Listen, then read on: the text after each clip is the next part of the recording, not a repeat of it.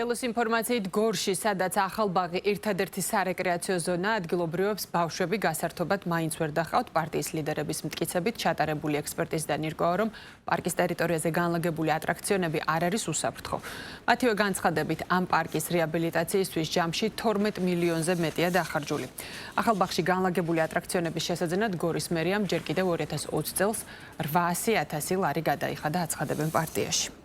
ჩვენ აეხლა ვართ ატრაქციონთან, რომელიც 5 წლის წინ დაიდგა, მაგრამ რომელსაც არც ერთი დღის განმავლობაში არ უმუშავია. ჯერ დაიდგა ატრაქციონები და შემდეგ დაიწყო პარკის რეაბილიტაცია, რომელმაც 3 წელი გასტანა. მინდა კიდევ ერთხელ ყველა გორელს და ყველა ქართველს მოუწოდო გამოვიდნენ, იბრძოლონ ჩვენთან ერთად, ახლავე მიიღონ მონაწილეობა არჩევნებში, დაიბრუნონ გორი, დაიბრუნონ შიდა ქართლი, დაიბრუნონ საქართველო.